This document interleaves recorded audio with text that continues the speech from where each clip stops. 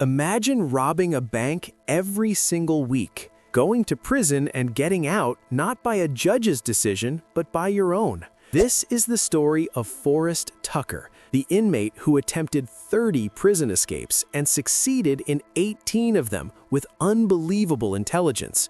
But when he arrived at the terrifying San Quentin prison, everyone believed his journey was over. Everyone except him. He was already planning the boldest prison escape in American history. So, how did he do it?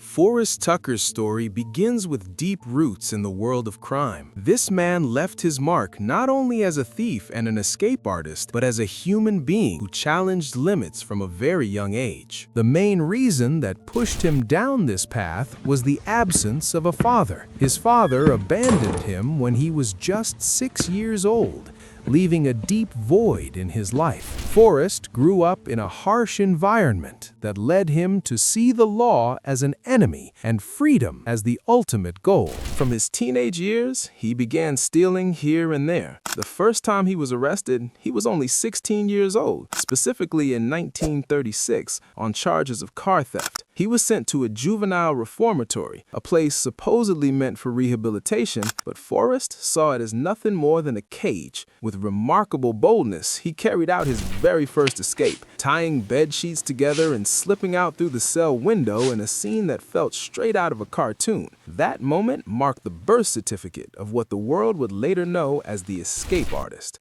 Over the course of 60 years, he carried out 30 escape attempts, succeeding in 18 of them. He escaped for the challenge itself, to prove that he was the smartest. He escaped inside a laundry cart, dug tunnels, cut through iron bars, climbed walls, and even ambushed the guard and stole his uniform. On one occasion, he left a dummy head on his bed to fool the guards during their nightly checks. For Forrest, escaping was the game he mastered better than anything else. But all those prisons Forrest escaped from were one thing, and what awaited him in San Quentin was something else entirely. Can a man in his 60s defy a place designed to be a tomb for the living? The answer will shock you when you discover the loophole that the administration had overlooked for years.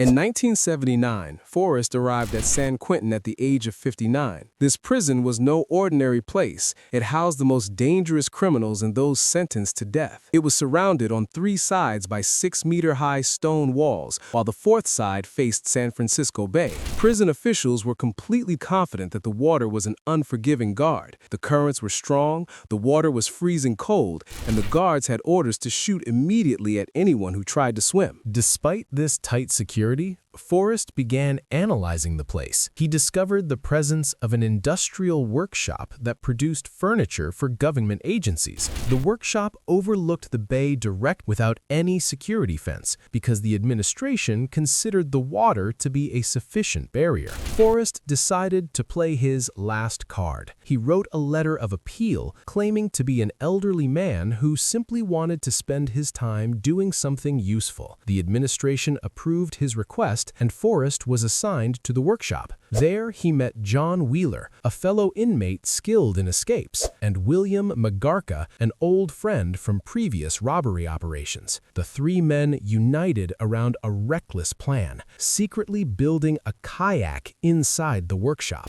Building a 4-meter-long kayak inside a workshop crawling with guards sounded like suicide. But Forrest was hiding a secret in his pocket, one that would completely change the rules of the game. A secret he found in an old newspaper clipping, turning what should have been an impossible escape into nothing more than a leisurely sea stroll, right in front of everyone's eyes.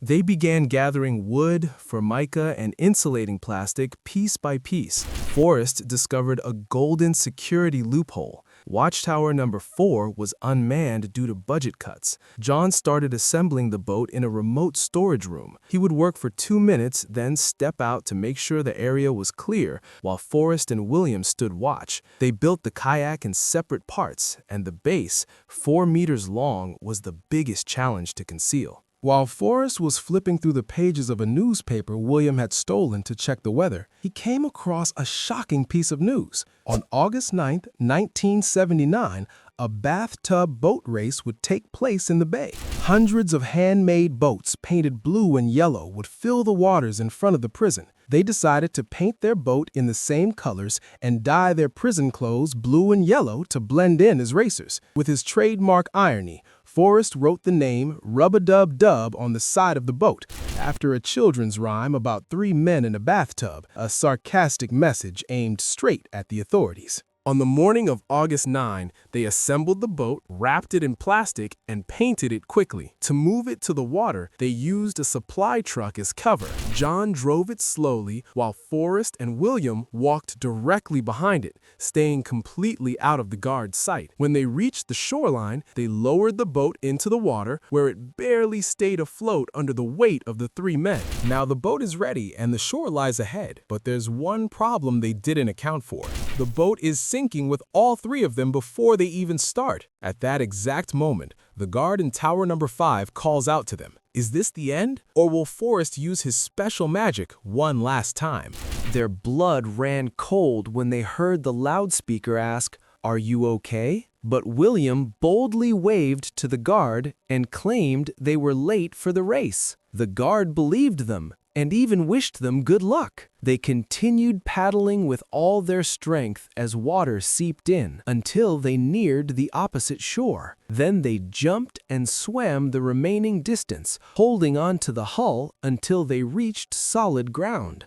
As soon as they reached the shore, they split up immediately. Forrest fled out of state, while his two companions were later arrested and acquitted by a jury of the escape charge, impressed by their story. As for Forrest, he lived for 20 years in Florida. He married a woman who knew nothing about his past, convincing her that he was a bank investor, while in reality, he was robbing banks to survive. In 2001, at the age of 80, he was arrested for the last time after a failed robbery attempt. Forrest Tucker died in prison in 2004 at the age of 84. Thus ended the life of a man no prison could ever break, leaving behind a mocking plastic boat as proof that the human mind has no limits. Forrest Tucker was more than just a thief or an escape artist. He was an extraordinary mind who lived in the shadows and never received the recognition his remarkable story deserved. A man who turned prisons into puzzles and escape into an art, yet remained a forgotten name in the pages of history. This was the story of Forrest Tucker, the escape artist who never got the fame he deserved. This is the first video on the channel, and I hope you enjoyed the story. If you liked the content, stay tuned for more true and strange stories. See you in a new video on the channel.